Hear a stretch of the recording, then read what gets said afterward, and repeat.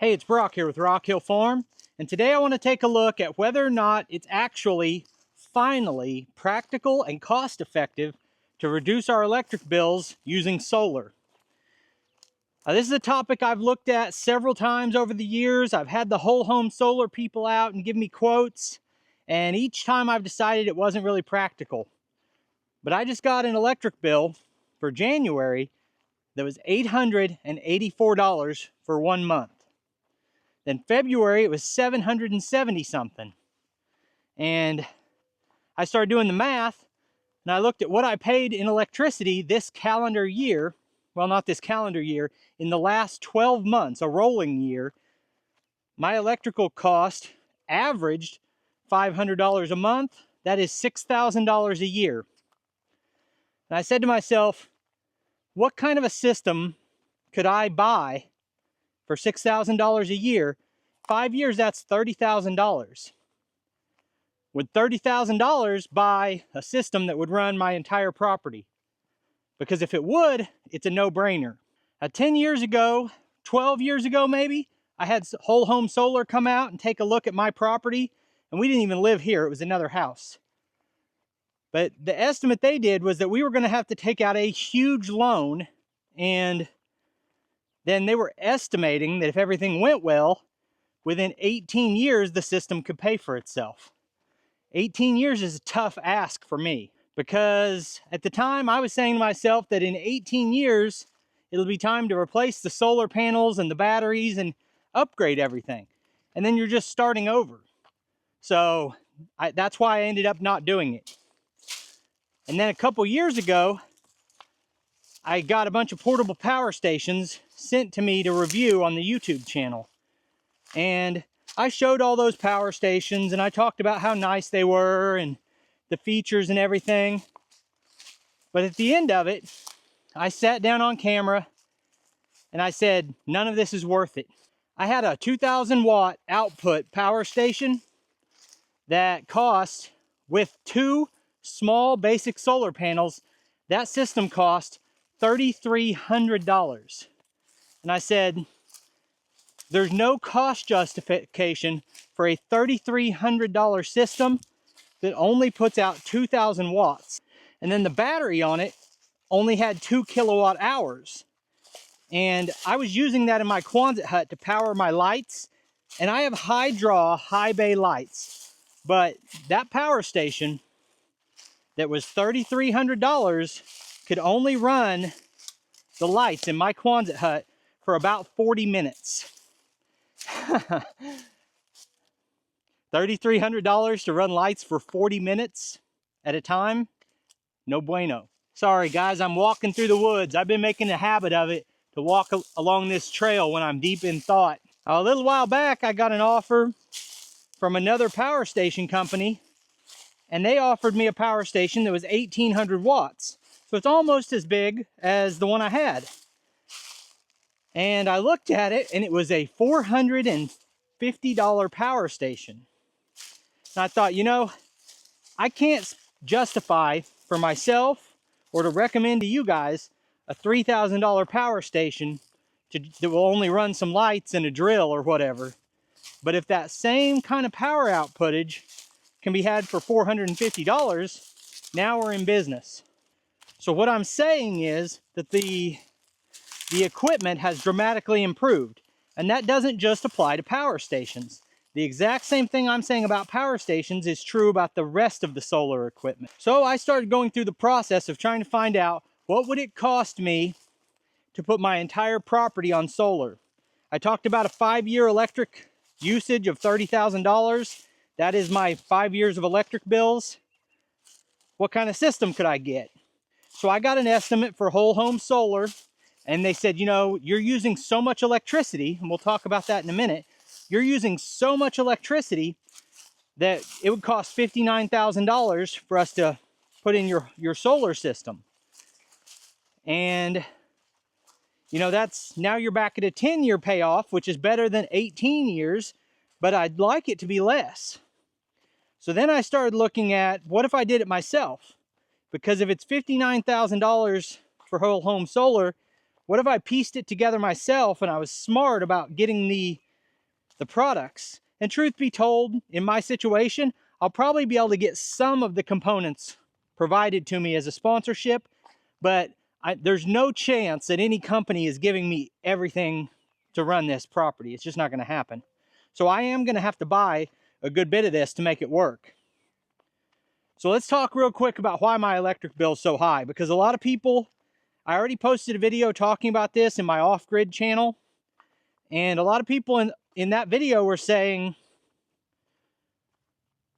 you know, why would your electric bill be that high? That's ridiculous. Well, there's a few reasons, and one way to save money is always to reduce your usage, but we're tied to a lot of these things. Not all of them, but a lot of them. So of course our house is all electric. It's a decent sized house, but we have all new energy efficient appliances. In the house, my wife has an old tanning bed, and her and my adult daughters use that tanning bed. I don't know if it draws a lot, but beyond that, I've got my 1,500 square foot shop, and I've got a lot of power draw out there. I've got aquariums that use a lot of electricity because that's a hobby of mine. I run power tools. I've got some 220 circuits. And because I do all that out there, I heat that shop. Now, I did put in a wood stove to try to reduce my heating cost, but I'm still running a 10,000 watt heater, I believe is what it is. That is an electric heater that runs whenever the wood stove is not burning. So that's a big usage. We also have a swimming pool that draws a lot of power. We have a koi pond that draws a lot of power. I run aeration, an electric aeration system down to my farm pond. Then beyond the main shop, I've got the Quonset hut that has high bay lights in it. I've got my other shop over here that has security cameras and a motion sensor light and a plug-in, and a lot of times I have a battery tender in there. So the Quonset hut, and then I'm building the woodshed, and I'm going to want lights in there. So with all of this adds up to a very high electrical usage. And I have a strong aversion to debt now. I used to just borrow money for everything, and I learned some hard lessons about debt. And if you'll notice, everything I talk about in my videos, I'm really hesitant to spend any money on anything. That's why my pond's not done. It'll cost me money to finish it. And I'm not willing to go into debt. If I can't pay cash, then it doesn't get done. And I don't care what that affects. So I'm going to be piecing this system together. And the way I do that will be breaking my electrical usage down into bite-sized chunks. And let me show you how I'm doing that. So the first thing I did to try to get myself energy independence and protection for power outages is I installed a manual transfer switch. And this is the plug-in for that manual transfer switch. And I'll show you the actual setup in a minute. This is a 7,500 watt dual fuel Champion generator. This can run off gasoline or propane and power the house, but it doesn't power the whole house, and that's by choice. So if we keep in mind that this is 7,500 watts, and it easily, without a strain, can power all of the circuits that I've put onto it. So now I can get a 6,500 watt power station, or 7,500 or 5,000 or whatever the case may be, and I could run that same portion of my house off of limited solar. Or I can get a DIY solar inverter, a hybrid all-in-one inverter kit that is a smaller version of what you're going to use in whole home solar. And I could set that inverter up to run into this manual transfer switch and power approximately 30 to 50% of the electrical usage of the house. And then that system would be set up and in place, and my solar panels would be mounted and in use, and I could gauge how much more solar I needed. And then those inverters are stackable. And then I could just stack inverters and stack batteries and build the system out until it's running the entire house. Now I have an installation video where I showed putting this in, but this unit right here is running all of these breakers. Each one of these breakers represents one breaker up here. So the ones that are off, you can see there are several breakers that are off. Each of those is switched off and the power is rerouted into here.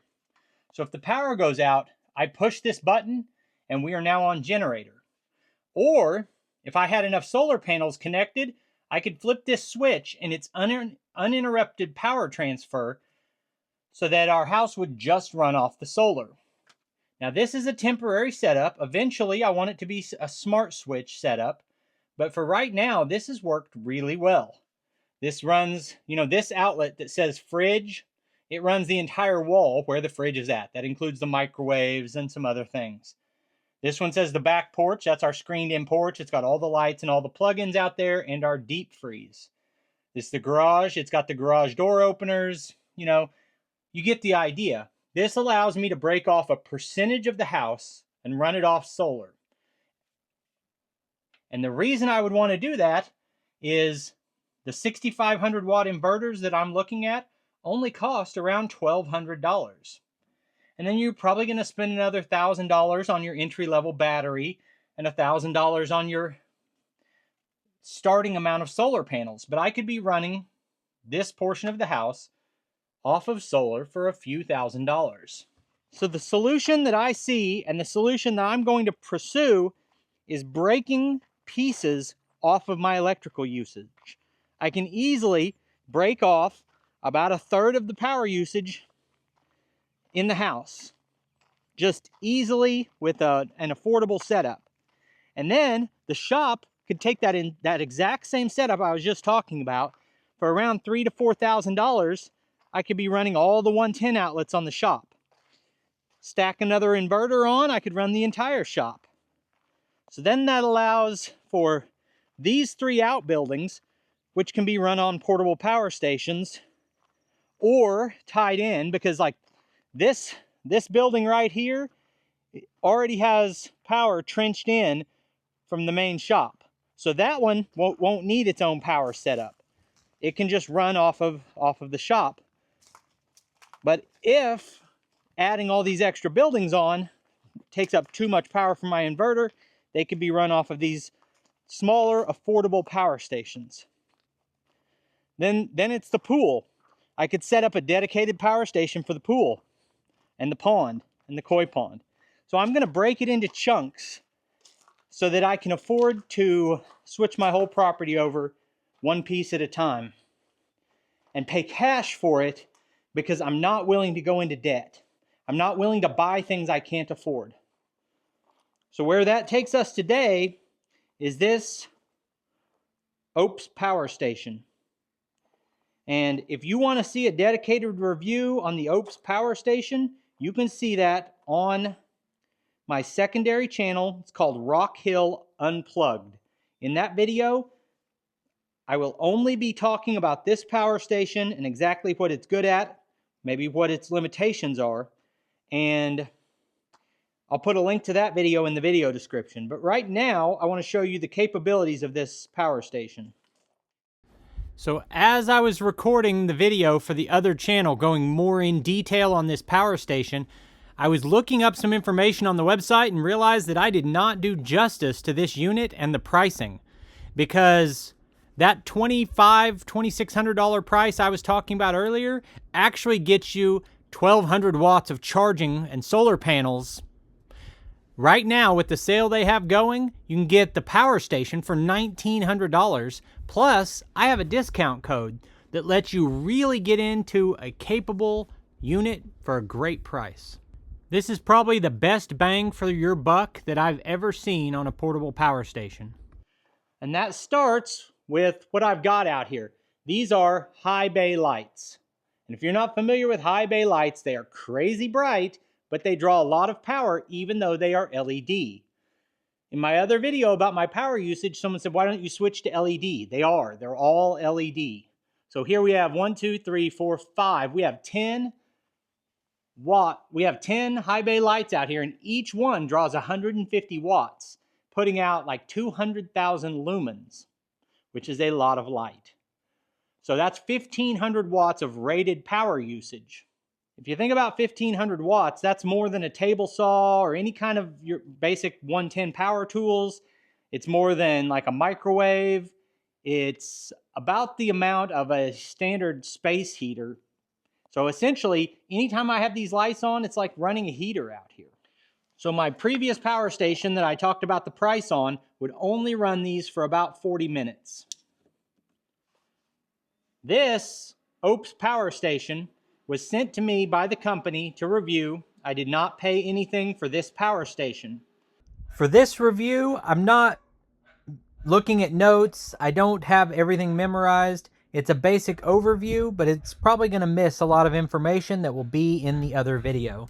You can see it's currently 99% charged. I've been using this thing for about a week to see if I had any problems with it. And it's drawing 1,552 watts. So these lights are rated to draw 1,500 watts. They're actually drawing more than that. Now this power station can run those lights for 3 hours. And I actually think it's longer than that because I ran them for a couple hours the other day just as a test, and I still had over 50% battery. But this rounds it off. That could be 3.5 hours. It's not exact. And I don't know if it factors in that we're charging at 420 watt input. So this unit puts out 4,000 watts of power. That's 4,000 watts of continuous output. And that is double the power station that I had before. The previous power station that I'm comparing to had 2 kilowatt hours of battery. I believe this one is 5 kilowatt hours of battery. This one has a lot of features that one didn't, like EV charging. It also has a true 30 amp RV output, which means if you're camping or you've got an RV, a lot of times power stations will have these and it'll say 30 amp because it's a 30 amp shape, it's a 30 amp plug, but a lot of times they only put out 20 amps. This is a true 30 amp. So over here we have a connection point to add an extra battery. If we want to double the battery storage on this, we can go from 5 kilowatt hours up to 10. That is some serious battery life. I think an average battery for a whole home solar might be around 50 kilowatt hours. And believe it or not, you can get close to that battery capacity with this Oupes Mega 5 by adding extra batteries. You can go all the way up to 45 kilowatt hours. Later in the video, you're going to hear me say that this can handle up to 1,200 watts of solar charging input, but it's actually 2,200 watts of solar input. So if you added to it, this system could run my manual transfer switch for the house. These switches right here are for whether you want to do AC charging or EV charging. You cannot do AC charging and EV charging at the same time. But right now I'm charging off of solar with this cable right here, and I could flip this on and charge off of AC and the solar at the same time. Now the power station that I keep talking about, I gave it to my dad. He uses it all the time. It works great for him. It did not work great in this application. I need at least a few hours. I bet I run these lights out here 3 hours a week, probably less than that. But I need the ability to run them that much whenever I need to. I never run them more than a couple hours at a time. Like if I want to saw up a log, that takes about 30 or 40 minutes. I might do a couple logs, shut the lights off, go do something else, come back, whatever. So this is going to do everything I need it to for this building. And as a matter of fact, the only time I turn all the lights on is whenever I'm filming and I want it to look really bright and cheery in here. If I'm just working out here and not filming, I've got these 10 lights set up on 3 circuits. So those 3 lights on this side on the back are a circuit. Those 3 lights on that side on the back are a circuit. And these 4 lights are a circuit. So if I'm splitting wood, I'll just use those 3 lights. If I'm running the sawmill, I just use these 4. And if you break that off into a third, now you can run these lights for 10 hours. You could work out here all day. So let's plug some other stuff in and see if it'll actually output what it says it will. So I was talking about the extreme power usage of these lights, and it's a negative to having them. I almost wish I had not put these lights in, but I put them in here and I put them in the main shop, and that's racking up my electric bill. So maybe I wouldn't recommend them, at least not having so many. So let's think about the power usage of these lights. They're drawing 1,500 watts. A 4-foot fluorescent light draws about 30 watts. So if you put 4 of them in here, that would be 120 watts to have 4 hanging fluorescent lights, which is less than 10% of the power usage. So that 3 hours would be 30 hours. So you could run 4 fluorescent lights realistically probably for close to 2 days. So the range of a refrigerator goes from 300 watts to 800 watts. So a 500 watt refrigerator should run off of this battery. If you're not charging the battery, it should run off of it for about 10 hours. If you are charging at 400 watts, it would run all day. So I think you could run this refrigerator 24/7 off of the setup I have here. Now, one nice thing about this power station compared to some of the others I've reviewed is the maximum charging input capacity. Now, we're only charging at 400 watts because the sun is moving away from where I have my panels pointed, but I have 540 watts of solar charging panels, but you can go up to, I believe, 1,200 watts of charging input on this unit, at which point you could run these lights 24/7 if you charge all day at 1,200 watts. And so it's all a math game. It's about what power are you using.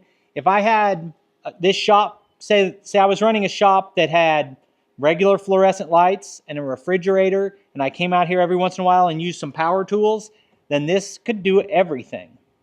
I'm in a different situation where I'm using too much power.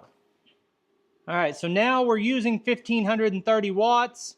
I've plugged in a battery up there, but I think it's fully charged, so that's not doing anything. Let's try running some other power tools.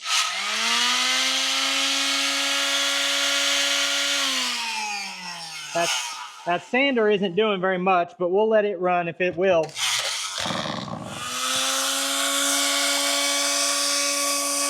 Now we'll add in the saw.